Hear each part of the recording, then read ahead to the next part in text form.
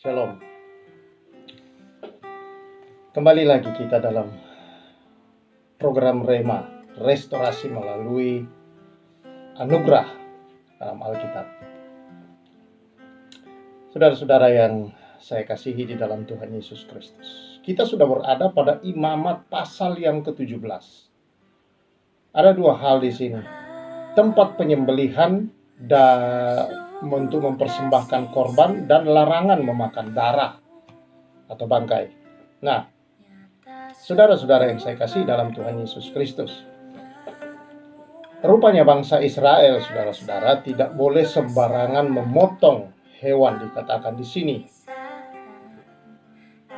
di sini bahwa setiap orang dari kaum Israel yang menyembelih lembu atau domba atau kambing di dalam perkemahan atau di luarnya, tetapi tidak membawanya ke pintu kemah pertemuan untuk dipersembahkan sebagai persembahan kepada Tuhan di depan kemah suci Tuhan, hal itu harus diperhitungkan kepada orang itu sebagai hutang darah karena ia telah menumpahkan darah, dan orang itu harus dilenyapkan dari tengah-tengah bangsa. Wow, bayangkan saudara, kalau kita berpikir kalau seperti ini, berarti di tengah-tengah bangsa Israel tidak boleh saudara-saudara memotong atau membuat tempat pemotongan hewan sembarangan.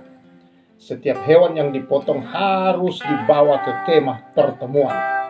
Nah, saudara-saudara yang saya kasihi di dalam Tuhan Yesus Kristus, kalau kita salah di dalam hal ini, maka kalau mereka salah dalam hal ini, maka mereka akan dilenyapkan dari tengah-tengah bangsa itu, alias mereka dibunuh, saudara-saudara.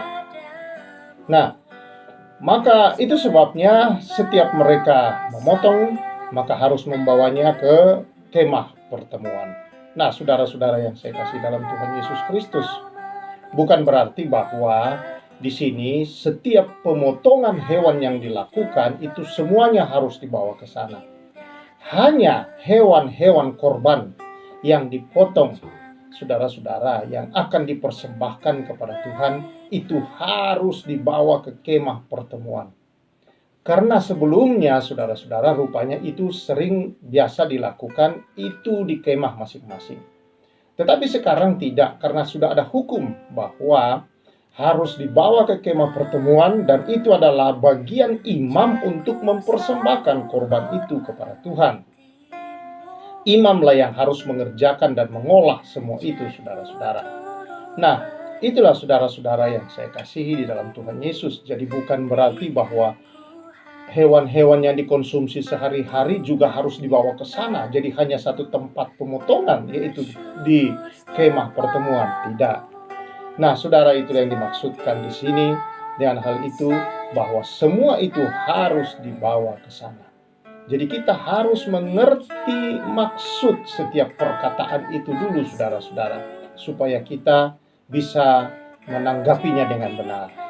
Nah, seringkali kalau kita tidak mengerti maksudnya, kita tidak mendalami maksudnya, saudara-saudara, kita menjadi salah. Dan itu mengakibatkan hal yang tidak baik. Karena itulah seringkali perkataan seseorang, entah suami, entah istri, entah anak, saudara-saudara, karena kita belum menyimak dengan sungguh-sungguh apa yang dia maksud, maka kita seringkali, saudara-saudara, itu seringkali menimbulkan pertengkaran. Jadi jangan terlalu cepat, saudara, langsung menanggapinya secara negatif. Ketahui maksud yang sesungguhnya terlebih dahulu, ya. Nah, saudara, bahwa semua bagian-bagian yang dipersembahkan harus dibawa ke tempat kemah pertemuan. Itu adalah bagian imam yang mengelola semua itu. Nah, bagaimana dengan larangan memakan darah? Di sini, saudara-saudara, dikatakan mengapa mereka dilarang. Dalam ayat 11, karena nyawa makhluk ada di dalam darahnya, dan aku telah memberikan darah itu kepadamu di atas mezbah untuk mengadakan pendamaian bagi nyawamu, karena darah mengadakan pendamaian dengan perantaraan nyawa. Jadi saudara-saudara, bukan berarti darah itu nyawa.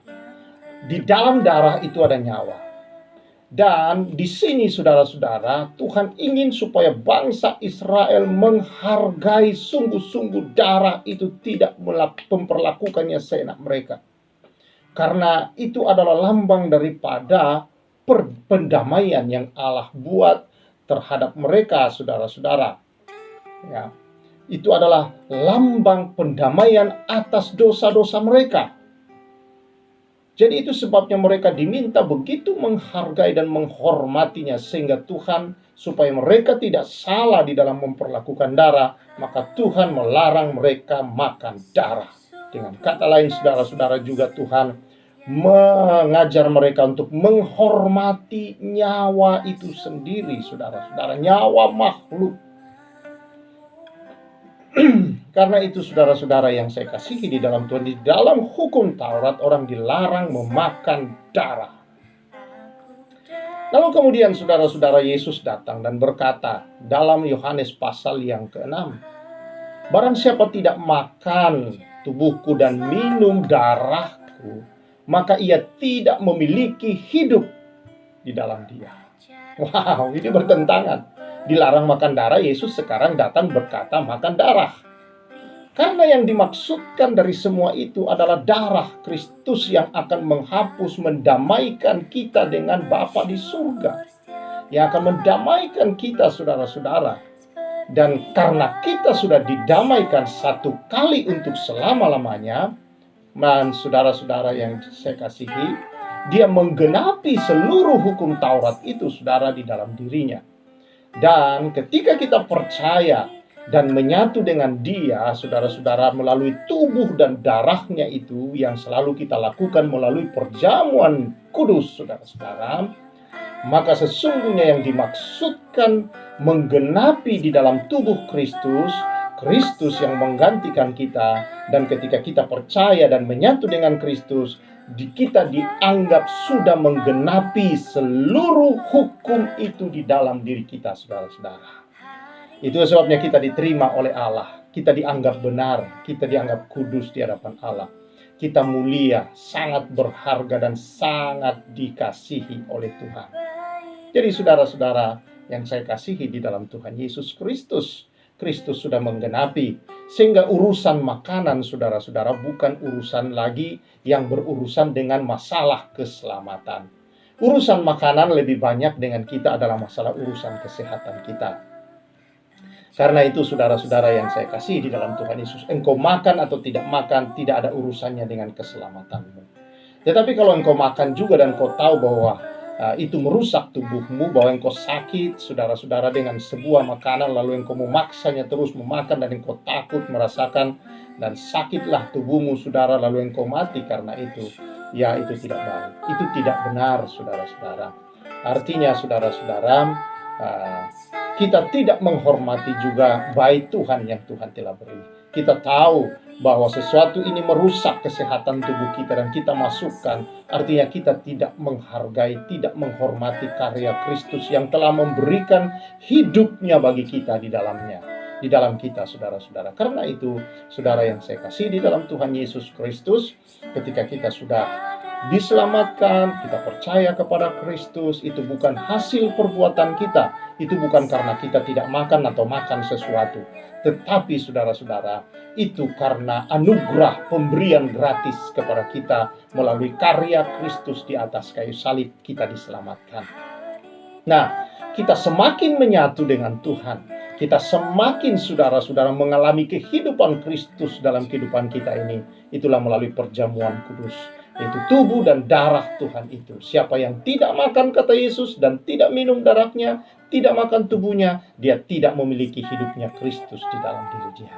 Nah, itulah saudara-saudara makna mengapa kita juga menikmati tubuh Kristus, roti hidup yang sesungguhnya, dan darah Kristus itu di dalam perjamuan yang kita lakukan di dalam gereja kita masing-masing.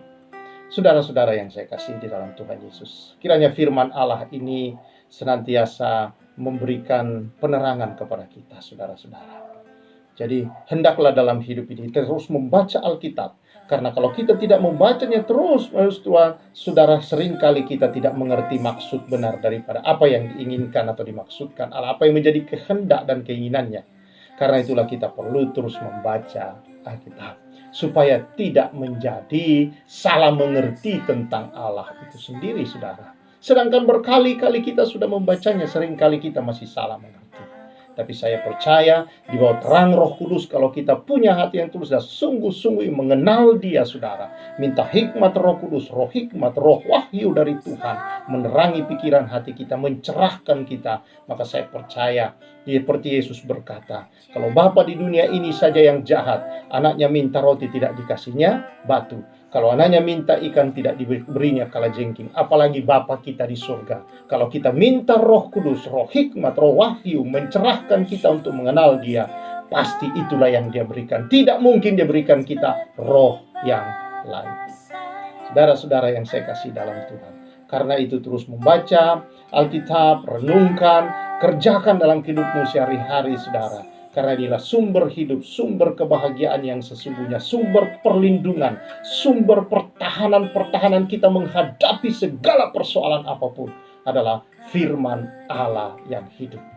Firman Allah inilah, saudara-saudara, yang mengalirkan kehidupan ilahi yang terus bekerja di melalui kehidupan kita untuk menyatakan kemuliaan Tuhan dan kebenarannya kepada dunia ini. Tuhan memberkati kita semua. Kita bersyukur. Terima kasih Tuhan atas kebenaran-Mu yang senantiasa menerangi hati dan pikiran kami untuk kami berjalan di tengah dunia ini, Tuhan, tidak dalam kehendak dan keinginan kami sendiri, tapi karena kami mengerti dan mengetahui kehendak dan keinginan Allah untuk kami jalani di tengah-tengah kehidupan dunia ini, menghadapi segala tantangan apapun, Tuhan. Kami tahu bagaimana menghadapinya karena kebenaran-Mu yang menjadi kekuatan iman, benteng di tengah kehidupan kami. Dia memberikan kepada kami pencerahan-pencerahan untuk kami dapat berjalan di tengah dunia ini, Tuhan, dan membuat iman kami semakin kokoh di dalam Tuhan. Terima kasih kebenaran firman-Mu. Kiranya memberkati seluruh umat-Mu. Demi nama Yesus. Amin. Saudara-saudara, Tuhan memberkati kita semua. Saya Pastor Samuel mengucapkan salam restorasi.